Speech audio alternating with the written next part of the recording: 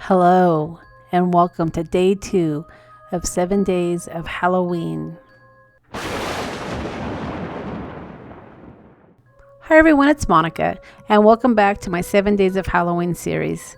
Today I'm going to be sharing with you one of my new stamp sets that I got from Stampers Anonymous. And this is, of course, one of the new Inventor stamp sets from Tim Holtz. Now this is a great Halloween stamp set, and I really like it because there's so many things you can do with it. Not only can you use the stamps just like they're perfect for cards, but you can also cut them up and use them separately as well. And what I mean by that is you can easily fussy cut those pumpkins to create fun fall cards along with your Halloween cards.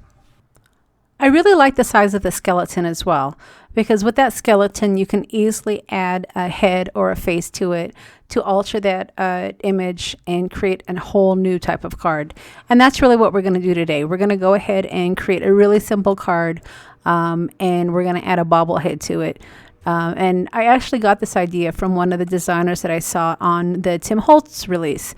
I saw that they had added the pumpkin head, and I wanted to take it a step further. So let me go ahead and show you how I created this card. Now there's 3 colors that I used to create my distressed background, and these colors work every single time. The colors that I'm using are antique linen, I used some fossilized amber, and then I threw in some vintage photo. And these make some great grungy backgrounds, and they also make my cardstock look old, which is always what I like to go for. So all I did was simply swipe my colors onto my craft mat, and then I just added some color just all over the place. I start out with my antique linen to get my base of my background, and then I go in and I start adding my vintage photo along with my fossilized amber. And as you can see, I just simply keep dabbing it until I got the look that I like. I usually will have my heating tool in one hand, and then I'll have my cardstock on the other, and I'll just dry and dab, and I'll just keep on going.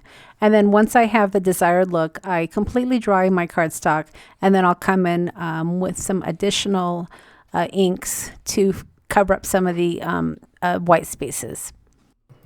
And then, of course, another way to add more interest to your background is to use your distress sprayer to add some droplets.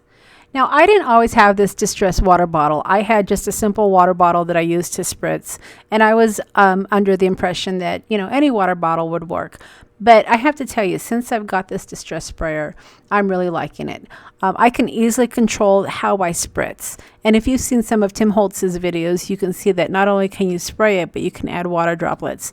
And the nozzle that is on this water bottle is great, and that's why I really like it. The price point isn't very much, so it really made sense for me just to invest a little bit of money because I use my distress ink so often. And as you can see, I just continue to add ink around my edges till I have the look that I want. That's what's really nice about these oxides, and as well as just the distress ink in general. You can just keep adding layer after layer, and it makes a really great effect. Of course, if you are looking to add multiple layers, the oxides work great because you can dry them, and then your ink won't get muddy or dirty when you are blending. And that's probably why I tend to go more towards my distress oxides when I am trying to create a layered blended background.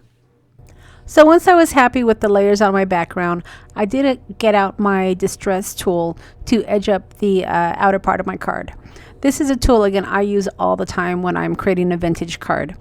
I can easily scrape the edge of the cardstock, and then I can add my own little tears to just make my background and my card look more aged. Now, I have seen people do this with scissors, but honestly, if I can get a tool that is not very expensive and add it to my tools collection, I go for that, because to me, it's more about the design that I want to focus on. I don't want to have to focus on some of these little details. And if there are tools out there that work for me and aren't very expensive, then I invest the money.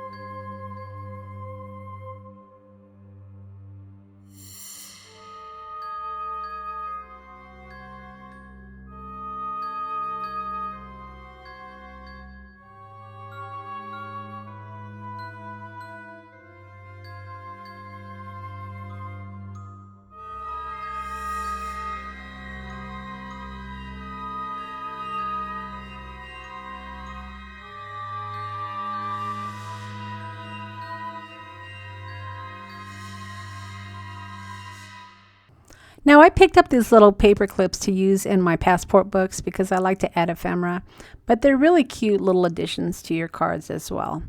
They're just, they can be used to attach maybe a ticket if you're creating some Halloween cards and you needed to attach a ticket, or even little pieces of ephemera. But they're really cute and they're not very expensive and they make really cute additions.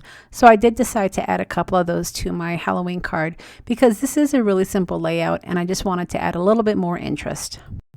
Alright, so you can see that I added a couple of layers to my stamped image. First I added my stamped cardstock onto some black cardstock, and then I layered it again onto some orange cardstock just to give it that Halloween color feel. Now here's where the fun comes in. Now I knew I wanted to create a head for my skeleton, but I didn't want to just fussy cut it and add it to the card. I could have easily masked it as well, but I wanted to do something a little bit different. And that's why I had the idea of a bobblehead skeleton. We've all seen bobbleheads. There's bobbleheads of athletes out there. There's bobbleheads of actors, you name it, there's probably a bobblehead for somebody. So why not have a bobblehead pumpkin skeleton? And that's the idea that I had behind this card. So I went ahead and I stamped my image again, and then I added my clear embossing powder, and then I went ahead and I heat embossed it. And then once it was nice and heat embossed, then I went ahead and I added some orange distress color. And I want to say the color that I used is the Marmalade color. I'll have a link of all the products that I've used at the end of the video. Spice Marmalade, that's what it is. And that's what I used to color up my pumpkin. And you could easily have used Copic colors or even probably watercolors. But again, I was going for that whole distressed grunge look, and so I wanted to stay with my mediums. So here we go. It looks like I did use Spice Marmalade, and then I also used the Fossilized Amber. And those worked really well for my pumpkin colors. And again, I just swashed them onto my Ranger Craft mat, and then I spritzed it with water, and then I added my cardstock to it, and then I just put some heat onto it to dry set it. And then I fussy cut my image out, and then I added some vintage photo to the edge. Now, if you've never used one of those Wobble springs, they're pretty fun, and you can find them anywhere. I think you can get them over on Amazon, and I think scrapbook.com has them as well. But they're really easy to use, and they add really cute additions to your cards. So this is how I created my pumpkin skeleton bobblehead. I just took one of these Wobble springs, and you just take off the backing, and you adhere it to your image, whatever you want to wobble, and then you add it to your cardstock. And it's as simple as that, but it really is a great addition. And it was as simple as that.